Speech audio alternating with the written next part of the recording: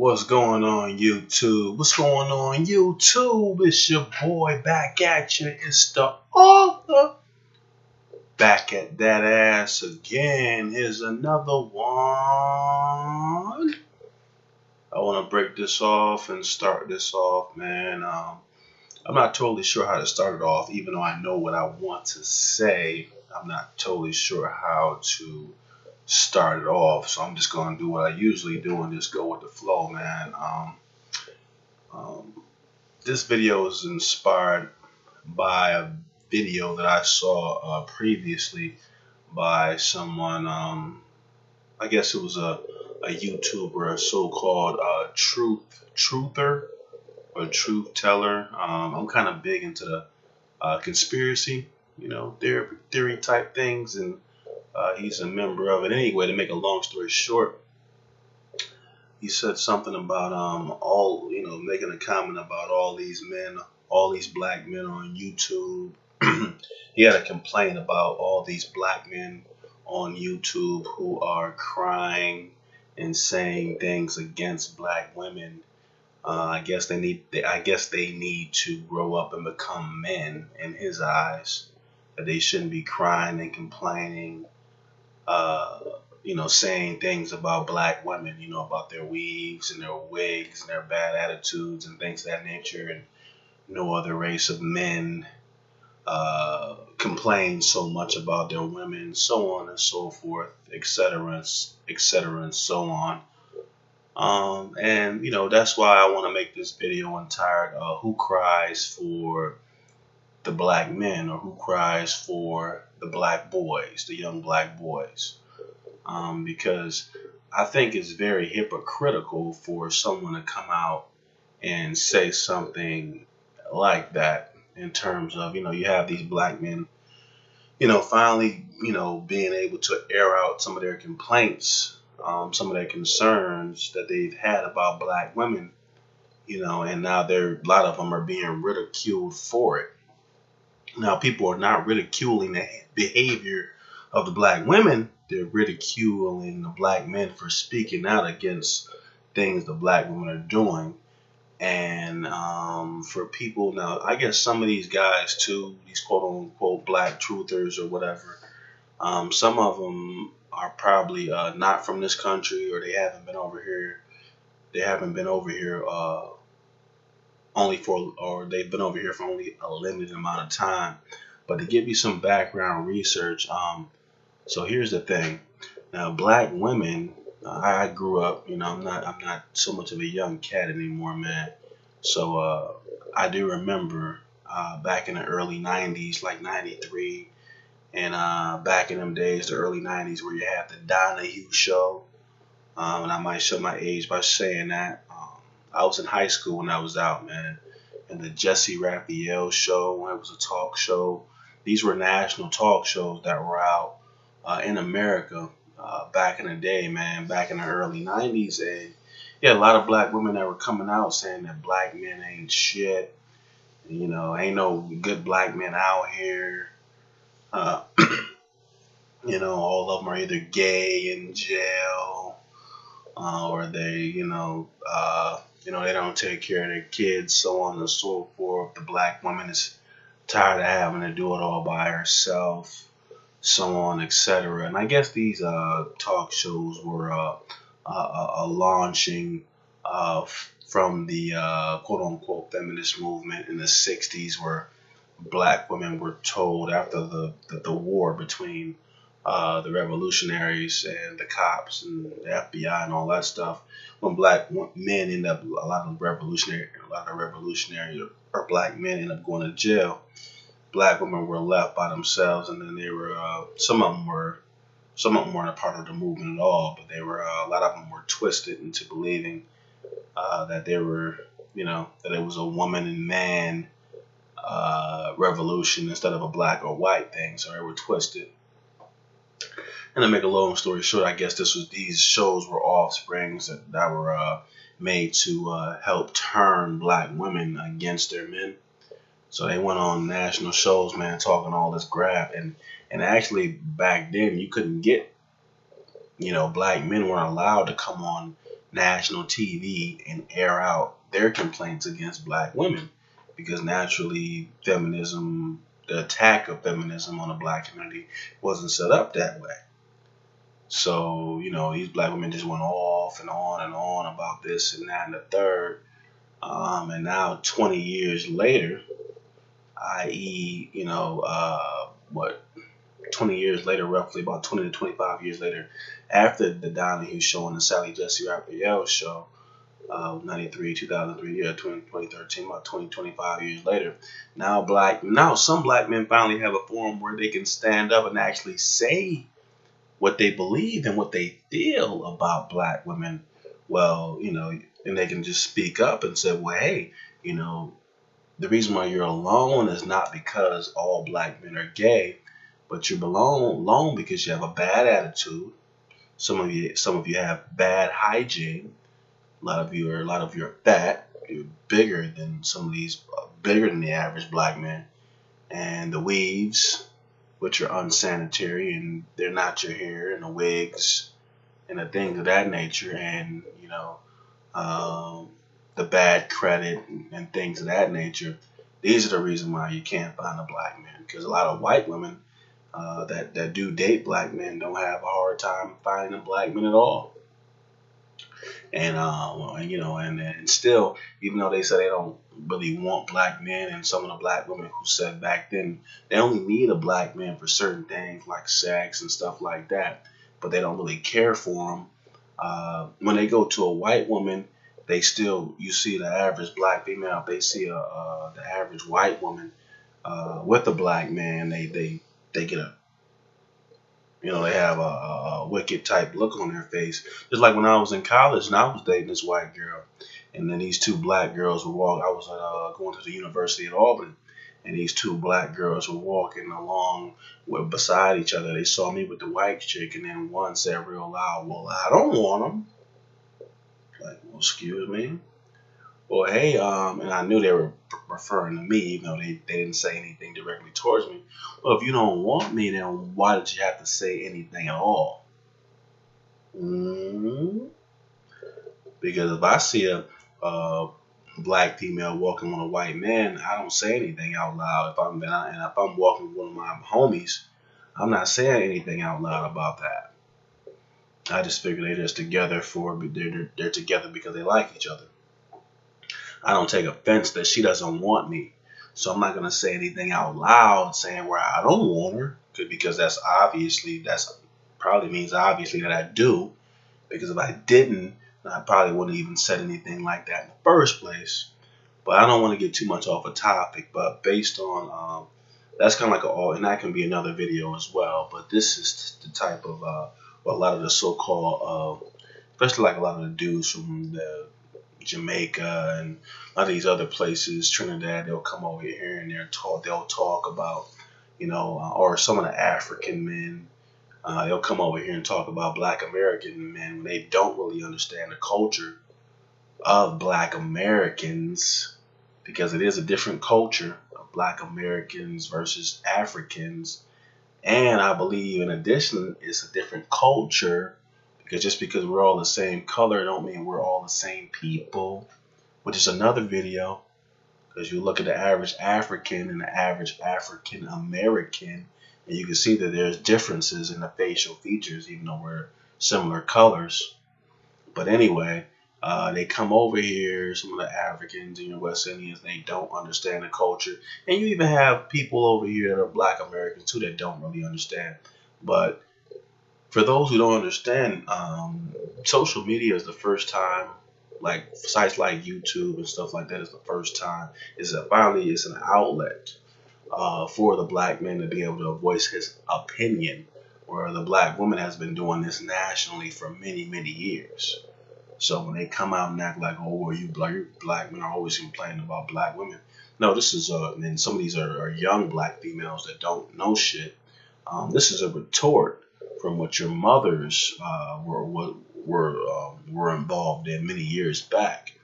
This is now our chance to finally be able to speak out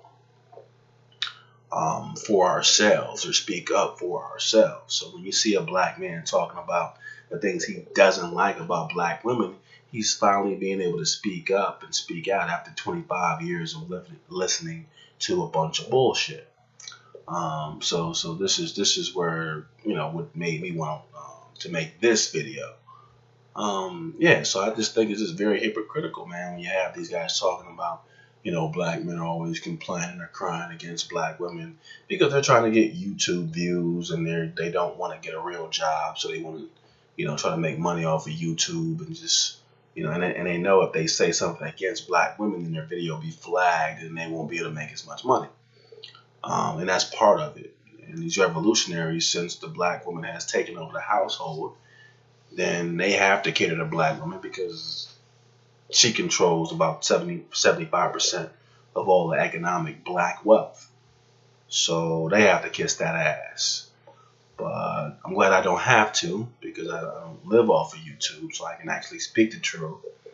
But yeah, black women have been dogging out black men for years, man. And they've also been dogging out black boys. And for other cultures and races that don't understand this, that's because your women have not yet been turned on, have been stepped to, or have been approached by feminism yet. Some of them haven't yet to the level that our women have been approached, because during the 60s, they looked at black men as being the primary, what do you call it, the quote unquote anarchists. I think Lenin had told the Americans that if there were ever a revolutionary group, it would be the black man or the black men.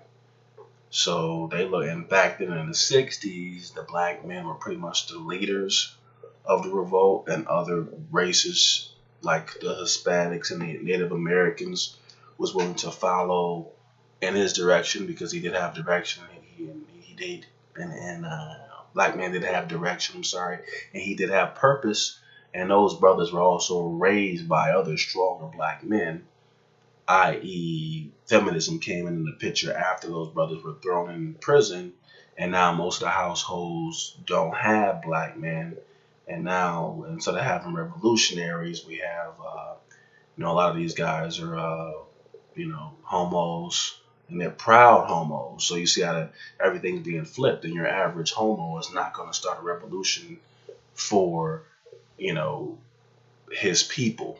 His people are just, he thinks his people are just people like him, people who are also homosexual.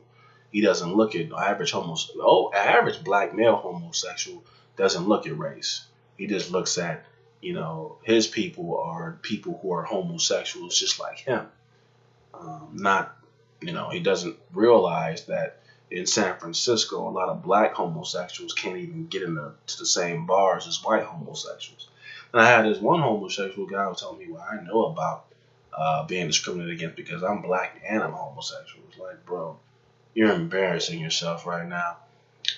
Being black is not a choice. Okay? Now, that the homosexual type thing, in 1973, it was looked at upon as an illness. Okay, so I think more than likely you were taught that to be that way. So I mean, people can debate it, but I mean, it is what it is. But I mean, that wasn't prevalent among our culture before feminism.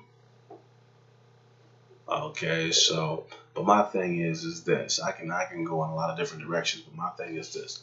I think it's very hypocritical for guys to come on here and talk about black men need to build something instead of complaining about their women. Okay, first and foremost, you think all the whites out here who are building things, they just decided to get up one day and start building?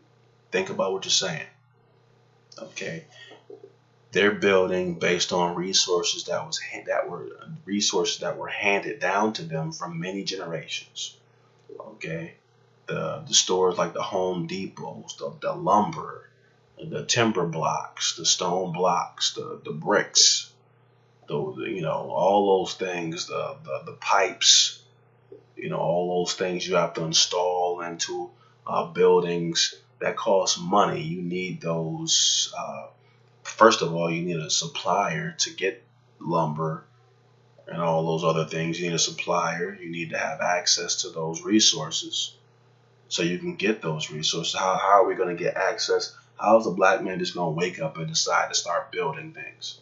And the average black man, he's been kicked out of his home. He's worried about getting a paycheck the next day. If you're going to become a builder, you can't be worried about where you're going to sleep the next night. So we're not in a position to even be able to decide to build. And again, even if we did start to build things, second problem, where are you going to build? You need permits.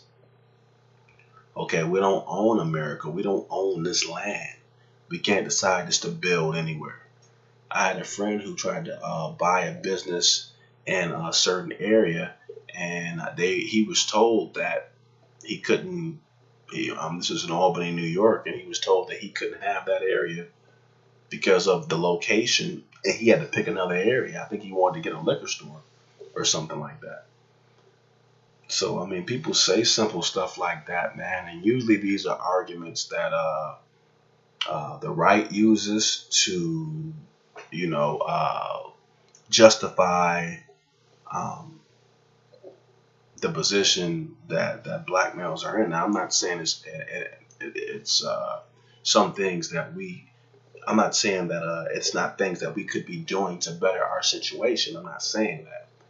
Just sitting around, for the brothers just sitting around, laying around, not doing shit. You have those in every race, though. But at the same time, and then sometimes more prevalent in households that don't really have any, a person raised up in a household without father or without a father who's worth anything, you're going to have that. But you can't ignore the fact that, a person who doesn't own the land that he's staying on, and he hasn't been passed down any generational wealth. You can't tell him to just start building stuff or tell him to start buying stuff when he doesn't have those resources. Okay, so, just like it's easier to tell a black woman to just shut her mouth and cook. She can do that overnight. You know what I mean? But we can't start building stuff until we have those resources available. No, nothing was passed down to me. I didn't have any farm passed down to me. I didn't have any lumber yards passed down to me. I didn't have any cement, any shipyards passed down to me. I think my grandfather once had his father had a farm. I don't know how much land he was given, but he didn't, I didn't have anything passed to me, because my father, I don't even know who he was. So there's the dilemma. So other black men need to stop using that weak ass argument in terms of black men need to just get up and build, and that's another way to kiss the black woman's ass, so they can keep their videos up and keep their likes. Common sense. You can't just get up and just do what you want when you don't have the economics. You guys should know that. If you claim to be smart revolutionaries. But yeah, I mean, I think it should be okay for the black man to speak out, just like it's been okay for the black woman to trash the black men for the past 30 years. If you're not going to say anything about that, then don't say anything about a few brothers coming on YouTube talking, just finally being able to stand up for themselves. Because here's the thing, nobody talks about the pain of the black man. No one cares. If anybody's going to talk about it, more than likely it's going to be another black man like myself. Okay, and here's the thing. Here's the news. I found a few statistics. Okay, nobody cares about black men or young black boys. Okay.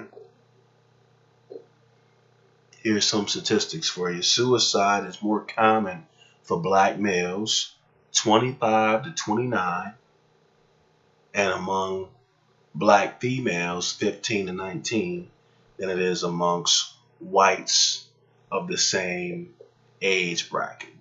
So it's more common. So even though back in the day, in the 60s, we'll say, well, suicide rate, mostly whites commit suicide, not blacks. Well, that's when we had more of our communities under control. But now, post-feminism, Yeah, we're committing suicide. Yeah, our suicide rates have skyrocketed since the late 70s. All right. Another trait it says suicide rates for black males aged 15 to 34 is now higher than it's been in more than 50 years. Okay. Okay. Suicide death is the ninth leading cause of death amongst black children.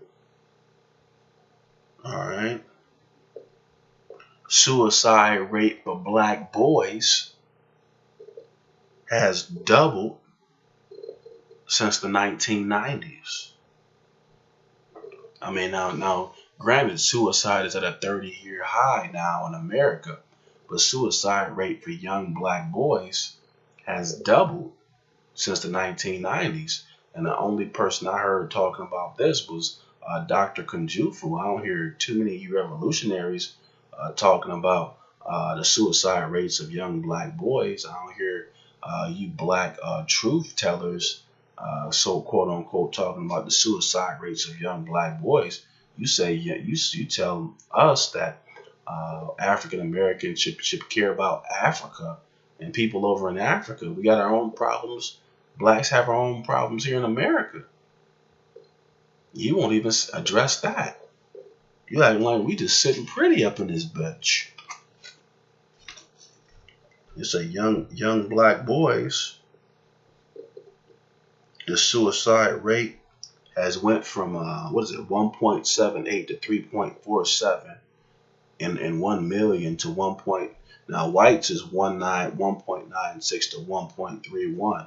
So our high 3.47 per million. And I don't know what they mean. I don't know if that's 3% or something like that. But the point is 3.47. It's like 3 times as high as 1.31 per million, which it is for whites. And as far as suicide amongst young black boys and young white boys. Young white boys, the suicide rate is 1.31 per million for whites, and now it's 3.47. Now it's 3.47 per million for blacks, for black boys. All right, I don't hear any of you so-called um, uh, black revolutionaries talking about the suicide rates among young black boys, how it's surged, man. It's going through the roof, man. You know, they said the suicide rate amongst young black boys has doubled over the last 2 decades and is now higher than whites. So the suicide rates amongst young black boys has doubled over the last 2 decades compared to whites. And I can't think, and I believe that it's because of these single black mothers who were angry because they probably were dumped, and they treat the girls great, and they dog out the young black boys. And then sometimes they dog out the girls too, but they're gonna dog out the boys worse because he represents the man who doesn't want to have anything to do with her. So why aren't you revolutionaries talking about that? Why aren't you so-called truth seekers, black truth seekers, talking about that? The high suicide rate amongst young black boys, the rise of the suicide rates amongst black men, or young black men ages 25 to 34. And you're so worried about black men finally being able to speak up against the tyranny of black women, where black women have been dogging out black men on a national show since the early 90s. Sally Jesse Raphael, Donahue. That's on a national level. Black men still haven't been able to reach the national level so they can dog black women out. It's just a few brothers making videos on YouTube. You know, that's national to a point, but it's not national syndicate where it reaches. All of our videos aren't going to reach millions. You know, even if we promote it, you know, you go on down. You go on. If you went on Donahue back in the days of Sally Jesse Raphael, you were guaranteed to reach millions just like that worldwide. You don't say anything about that when you talk about black men are complaining about black women and they should stop crying. Man, do your research, man, and stop saying that stupid shit. Because if you can't really size anything up and compare it, then you don't even know what the fuck you're talking about. Because black women have been dogging out black men and still continue to do so. And it's still affecting our young black boys. You know what I'm saying? So speak out against that. But it's your boy the author, man. I had to, aka Ray Canada. I had to go ahead and make a video on that for y'all. But I'm gonna go ahead and try to make another one too, probably tonight before I just call it a night. But y'all take it easy. Be sure to like and subscribe. If you took it personal and it hurt you, I'm glad. Bitch ass.